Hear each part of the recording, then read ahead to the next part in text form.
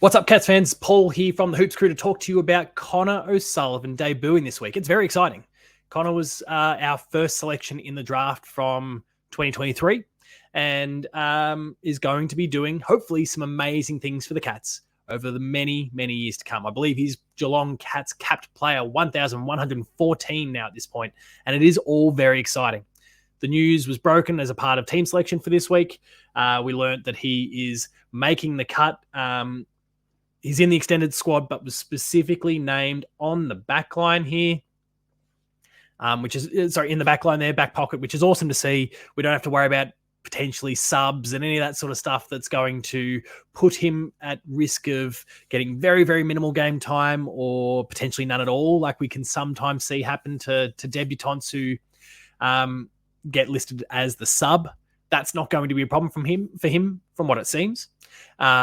It'll be interesting, I guess, like on a match selection committee sort of basis as to who is coming out to give him that space. But that's not for this video. We want to take an opportunity to celebrate what Connor O'Sullivan has already achieved and is potentially going to go on to achieve now as the latest capped Cat. Thrilled for him. I've heard some really amazing things from some of the players, just chatting to him through the preseason.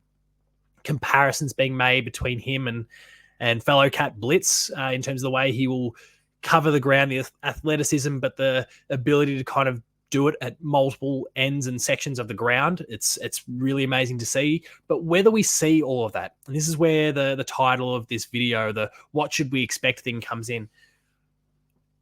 As Cats fans, we've had a bit of a habit, a penchant, you could say, of expecting the world from players the moment they arrive. Jai Clark as a recent example where we expected kind of a mountain from him, and he made his debut and busted up his foot in the first 10 minutes that he got to play. And I think that was probably, in some respects, maybe a good thing for Jai in terms of the external noise and those sort of things, because it allowed for him to kind of just get that time to do what he needs to do and get his body right and come back. And I feel like the pressure upon him this year, whilst he's stepped up and done an amazing job for the Cats so far this year, I think the pressure's off a little bit in terms of some of the external stuff. Internally, maybe very different. But the external noise, I think, has died down a little bit because he's had a year in the system. Connor is coming in the very, very early stages of season 2024. It's round 5, and he's going to be making his debut, and he's our first selection in the draft, and all of that sort of stuff adds a little bit of external noise. Well, Connor, firstly, if you're watching this, we wish you nothing but the best, and we're sure that you're just going to do an amazing job. But as Cats fans, what should we expect of Connor? Well, let's not get crazy here. He's been listed in the back pocket, and he's going to play hopefully a really important role in intercepting any North Melbourne thrusts forward.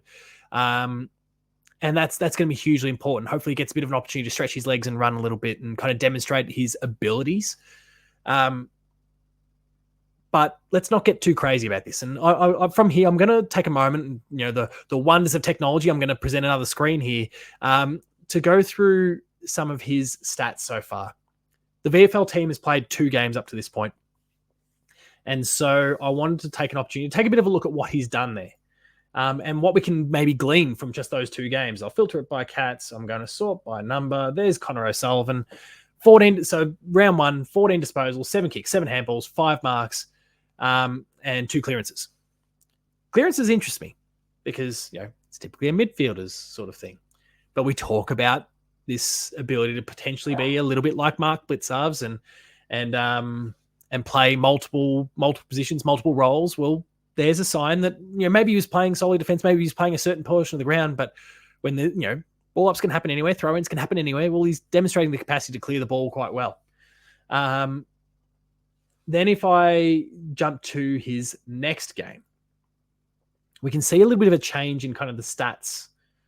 And the way, where's it gone? Scrolling back up, we go to round 2.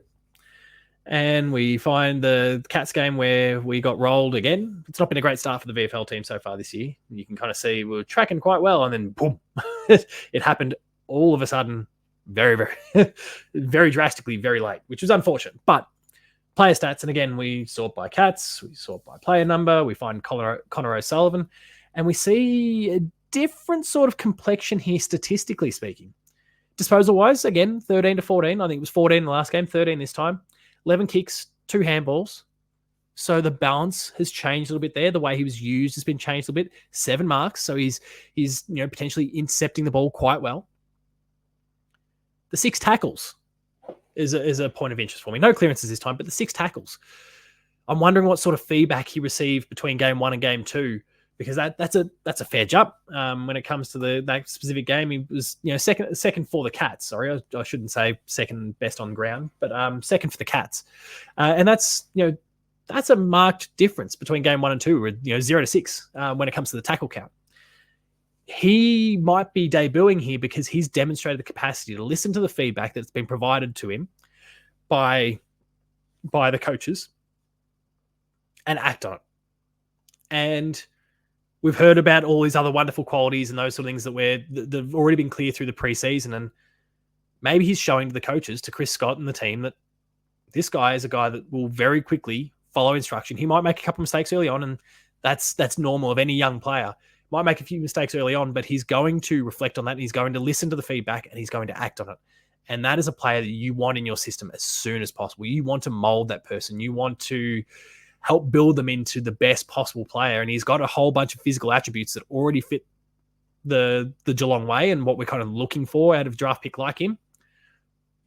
Looks like he's about to go at it, and I can't wait to see it. So don't expect the world. Don't expect 30 disposals. Don't expect to be, pulling out Tom Stewart, intercept marks left, right, and center. Don't expect the world from the guy. But I think what we can expect is someone who's going to play his role, who's going to listen to the feedback, who's going to act on it really, really quickly, and it's going to be a valuable asset to the Geelong Football Club this year and potentially beyond. Whether he holds onto that spot beyond round 5 is a totally different story. I think we play Brisbane in the round after that. We're not playing a cellar dweller like North Melbourne. So maybe there's some strategy here around players being managed that's created the opening for him, and maybe that opening is not there next week, regardless of how he performs. But I'm excited to see him on the list. Connor, again, if you're watching, good luck. We wish you, for all of us from the Hoops crew, wish you nothing but the best in your debut match, and we're sure you're going to crush it no matter how that looks.